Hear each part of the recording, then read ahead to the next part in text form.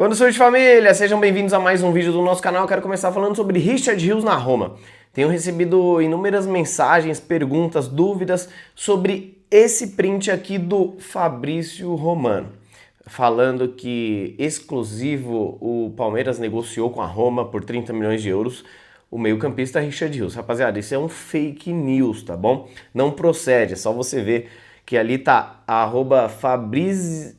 @FabrizioBilRomano, né? Então eles colocam até um Mzinho para fingir que é o selo de verificado, mas não procede. Rapaziada, de fato, Richard Rios, sim, está negociando com alguns... Negociando talvez não seria o termo mais correto, porque ainda não chegou proposta oficial. Mas a Roma ligou para o Palmeiras, assim como a Inter de Milão, o PSG, o Atlético de Madrid, alguns clubes do futebol europeu que ligaram para o Palmeiras a fim de entender a situação do meio-campista colombiano.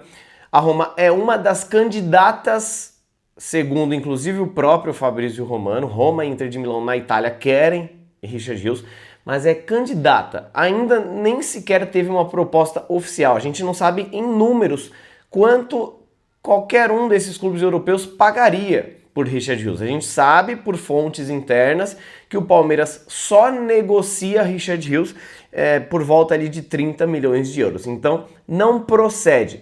Pode ser que vire uma negociação? Pode ser, mas até o momento não existe nenhuma negociação envolvendo Richard Rios e Roma, tá bom?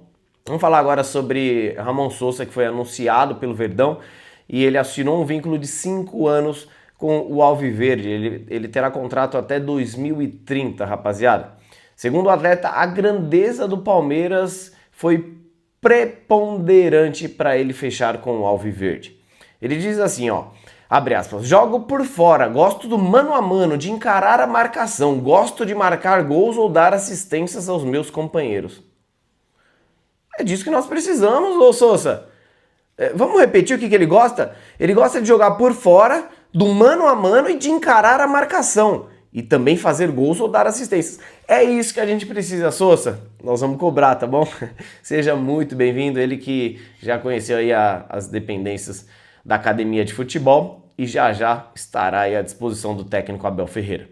Outra boa notícia foi a renovação do destaque do Sub-20, Eric Belé, de 18 anos. Palmeiras renovou o contrato dele, aumentando a multa rescisória e também um aumento salarial para esse jovem jogador que é destaque do Verdão e agora ele tem contrato até o final de 2028.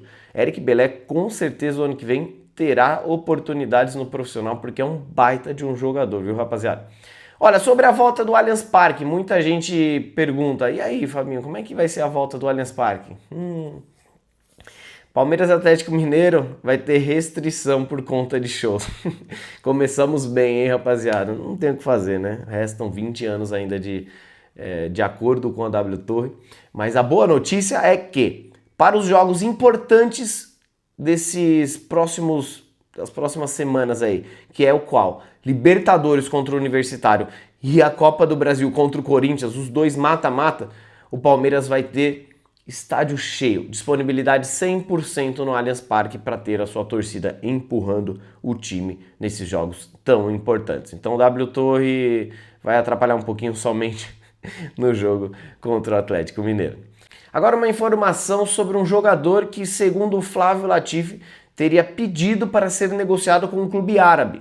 Nós estamos falando do zagueiro Naves, que recebeu uma proposta do Al-Shabaab, né, da Arábia Saudita, e ele acha que é uma boa oportunidade para ter minutagem. Ele vê a transferência com muito bons olhos para o mundo árabe, onde ele vai ter oportunidade de jogar bola e ao mesmo tempo ganhar dinheiro, não é mesmo? Então, Naves, segundo reportagem de Flávio Latifi, pediu para ser negociado com o mundo árabe, isso porque ele não tem oportunidades no Palmeiras. Na minha opinião é aquela, eu acho o Naves um baita de um zagueiro. Eu tentaria, do fundo do meu coração, emprestá-lo para algum time aqui do futebol brasileiro, para ele ganhar rodagem, mostrar que se de fato é um grande zagueiro, para depois voltar com mais moral, porque assim, na minha opinião, todos os jogos que o Naves entrou pelo Palmeiras, ele foi de regular para bom. Ele nunca fez uma partida ruim.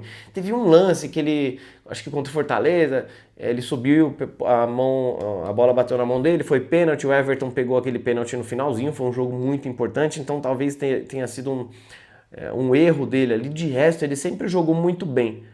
Eu gostaria que o Naves não saísse em definitivo, mas você emprestar para um clube árabe, você não tem ganho nenhum e a gente não vai ter o retorno esportivo dele, né?